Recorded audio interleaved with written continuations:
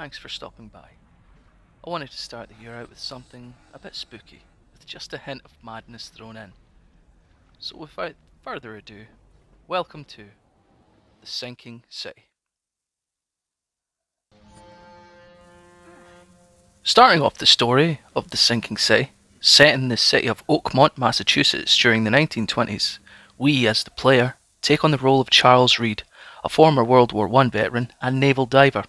After returning from the war, he became a private investigator. Back home in Boston, we become plagued with nightmares and visions of death, destruction, and some very peculiar creatures. Seeking answers, Charles makes his way to Oakmont, seemingly drawn to the city after discovering that there could be answers to these visions. This is when we take over, first waking up in our cabin on a boat taking us to the far-off city. Now half sunken after some freak flooding occurs prior to the events of the game. And this won't be the only freakish occurrence that we will hear about and witness. After a conversation with a man by the name of Johannes Vanderberg, we are given our tutorial investigation at the dockyard that introduces us to a major NPC, whom we will spend a good amount of time in the early story going back and forth to speak with him.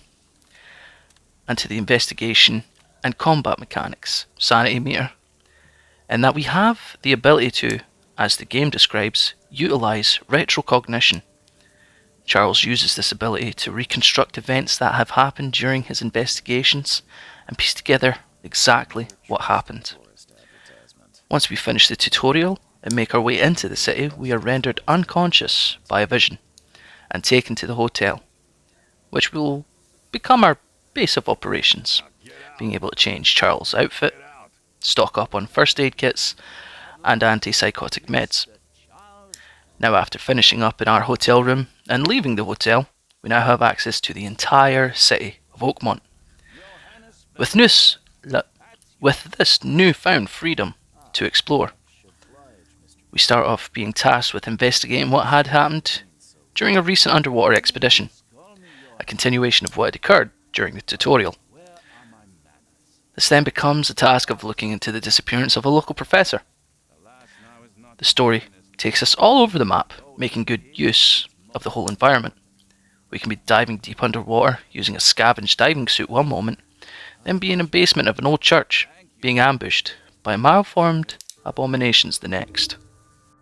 Eventually, as we uncover the truth behind the visions that Charles is plagued with, we have made many choices that affect a multitude of scenarios, made new friends, made new enemies, and perhaps burned quite a few bridges, depending on the choices we make during the main storyline, ultimately culminating in one final choice. Now, for anyone with any knowledge of H.P. Lovecraft's works, you'll know that no matter the choices made, the protagonist is going to lose in some way. The Sinking City is an investigation adventure game with RPG and crafting mechanics, taking on a unique twist to developer Frogwares' work as the developers of the Sherlock Holmes games, except instead of dealing with evil masterminds and serial killers, we're dealing with eldritch horrors and some rather interesting subhuman residents of Oakmont, utilising local information sources such as the archives at the local newspaper, police station, hospital, and city hall to find out potential addresses and hideouts. And that is something very enjoyable about this game, actually. Despite having a map and a compass on the HUD, there are no quest markers to point you, as the player, in the direction of the next step in a mission.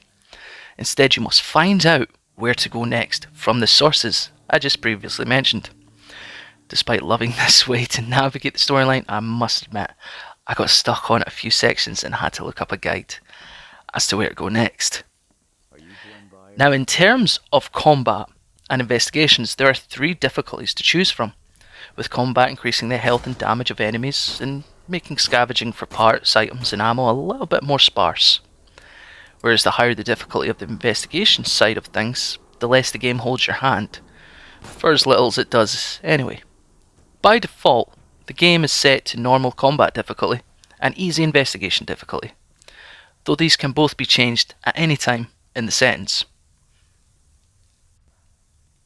The combat is, sadly, the weakest part of the game for me, consisting of using a shovel as a melee weapon with some questionable hitboxes, a pistol, revolver, Tommy gun, shotgun, and bolt action rifle for guns, and throwing some bear traps, grenades, and firebombs for trapping and general clearing of enemies.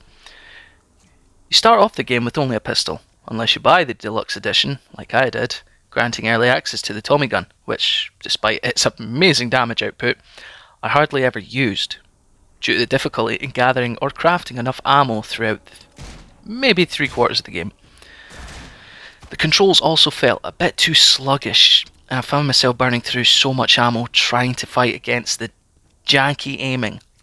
I'm sure this could have been remedied with some tweaks in the settings, but I just persevered with default settings. Now I must admit, I really enjoyed this game, especially the world building and the mechanics centred around investigating, and the enemy designs were truly horrifying to look at. Misshapen human limbs all contorted together were a perfect reflection on the eldritch horror aesthetic. I got through the main storyline, as well as some side quests for unique outfits, namely this DLC outfit that made me chuckle. And the game took me just over 21 hours, so I reckon for a full completion, you'll be looking at the 30 to 33 hour mark. For achievement hunters out there, most of the achievements you'll gain just by playing through the game. Though after finishing the main game, you can just load up the last autosave and get the achievements for the other endings in less than 5 minutes. I managed to get 700 out of 1000 gamer score during my time playing this game. My score for The Sinking City is going to be a 7 out of 10. A brilliant story, interesting world, only let down by some wonky gunplay and missions feeling a bit too dragged out. I'd like to thank each and every one of you for checking out the video. If you could leave a like, comment and subscribe to the channel, I would greatly appreciate that. I hope you enjoyed hearing my thoughts on this game, and I'll see you all in the next video. Peace!